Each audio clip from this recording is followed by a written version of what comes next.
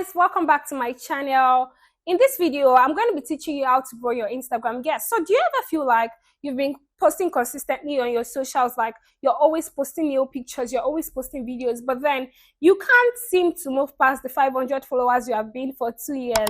If this sounds like something you're dealing with, keep watching this video. So yes, I actually grew my Instagram from 800 followers to about 12k plus follower in the space of I think 8 months, and I'm going to be sharing the exact strategies that worked for me. So you could also pick out 1 or 2 things from this video and then apply it to your Instagram, apply it to grow your business. Because to be honest, you cannot exempt the fact that your social media presence does a lot for your business. If you're looking to scale your business, if you're looking to gain visibility, you want people to know you globally, not just at that your local environment, you can't dispute the fact that your social media presence actually does a lot on this part. So right now, let's get into this video. So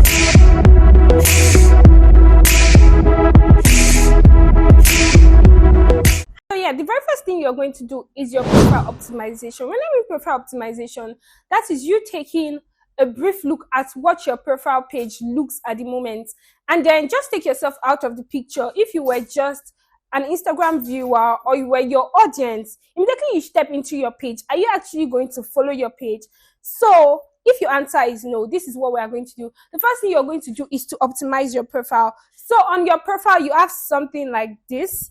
And then when I'm talking about profile optimization, what is on your profile picture, what is in your bio, what is, when people search for, okay, let's say you are into accessories. When people search for accessories in Bagada, is your name going to pop out?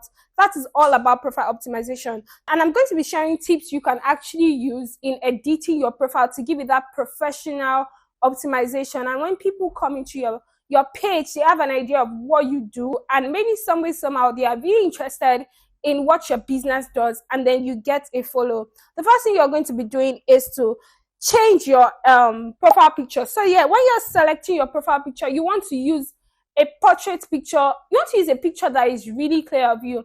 Let's say you're into, I'm a nail tech, and then I run a salon. So for me, it is very easy for me to say, okay, I'm just going to use a really nice, cute nail picture as my profile picture. But on my page already, there are already millions, obviously not millions, there are already a lot of nail pictures people are still going to see. But because I have already used my personal picture, so immediately people actually come to my page. There's just like a connection that happens when they see, okay, this is the owner of the business. There's just that connection. So you want to use a picture that is clear.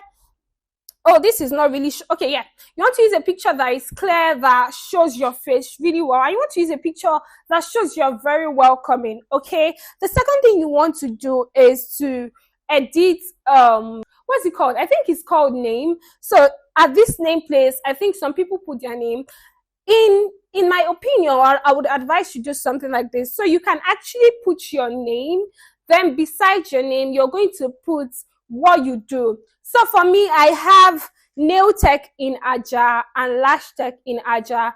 For you, if you sell, let's say you sell bags, you can say bags in Lagos. If you do lashes, you can say lash artist in Lagos. If you do, depending on what you do, you just want to tell us what you do and where you're based at. So when people search for you on location, like it even helps you gain more clients. When people search for like location, oh, they are looking for a lash artist in this particular area, your name pops out because that is already your name, so it actually pops out. I hope this makes sense. Okay, the next thing you're going to edit is your bio. When it comes to your bio, people want to know, who is this service for? What am I offering? Who is this service for? So on my bio, I have something like, I'm on a kingdom assignment to boost women confidence. So I want to make it clear. From my bio, you can already see I'm for the ladies, I'm for the women. What am I doing? I am here to build the confidence of women. So it is very clear. So let's say you do hairstyling. So you can be like, oh, I service the queen in Lagos. So right now, we already know you are for the queen. When someone says queen, they know that is luxury. So when they come to your brand, you've already said you're for the queen, you service the queens in Lagos. So already know, okay, this is a luxurious brand, and our target market is actually a queen. Our target market are people on those high level, people that see themselves as queens, right? Yeah, so it's already clear who you are for and what you do. So you also want to state that in your bio, okay? The next thing you want to do is maybe a call to action, and that is why you have those links on. So at those links, you can put the link to shop, maybe your website link where people can shop on. You can put your WhatsApp number. You just want to have a link where people can actually locate you, a link that relates to what you do, all right? I hope this helps. So that is all about profile optimization. The next thing we're going to do is to set content pillars. So yeah, the first thing is profile optimization. The second thing is setting of your content pillars. So what are content pillars? Content pillars are those content you focus on. So people come to your page and then they know this is Taylor and these are the content she puts out most of the time. So content pillar actually help you to I don't want to say it gives you a niche, but then in a way it helps you find your content easy. So if my content pillars are maybe to put out educational content, most of the times I want to put out educational content because I already know it's part of my content pillars. So for me, the 3 content pillars I used to actually grow my Instagram from 800 to 12,000 followers were educational content, relatable or connection content, and inspiration content. So for educational content, these are contents to teach people in your industry what you do and what the industry is about. So if I'm a nail tech, so I like to put that because that is what I can relate to most of the time. So as a nail tech, because I'm a nail tech and I know there are other people that are actually in need of knowledge, I'm going to put out content like what to do to help you get like 6 weeks retention. So I have this video that says, if you're a nail tech that struggles with retention, you want to watch this video to the end. So the first thing you want, there is already a hook. The hook is already retention. You will get 6 weeks retention.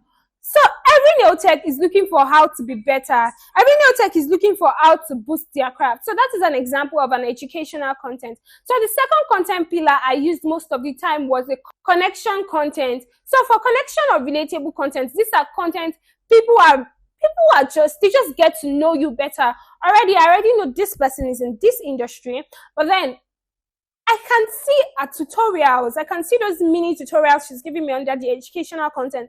But then there is just that connection when I start to do mini vlog. So I come to work and I'm like, oh, spend the day with me. Or I did 5 clients today. And I'm like, oh, I went for home service today. Here was how my day went. So for those mini vlogs, you get to know your audience. Your audience gets to know you. And people would easily connect with you. Immediately they connect with you.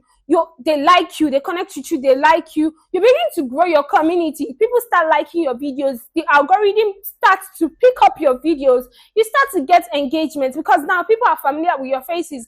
People are familiar with your face rather because you're already putting something they can relate to, right? So it's not every time you're teaching them how to shape square nails. Those things are important, but sometimes you want to spice it up. And that is where your connection or relatable content is coming. So you have your mini vlogs, you have your get ready with me. That's where you have your fun mini vlogs, get ready with me kind of content. Okay, the last thing I did were inspirational content. So for inspiration content is a bit tricky because I get the fact you can be like, oh, I'm just starting in the industry. If I say this, will people listen to me? But then I would like you to actually picture yourself and place yourself the way you want to be addressed. So if you keep saying, oh, I'm new in the industry, trust me, you're just going to be in that box of imposter syndrome where you feel like, oh, I'm not worthy to give this kind of content.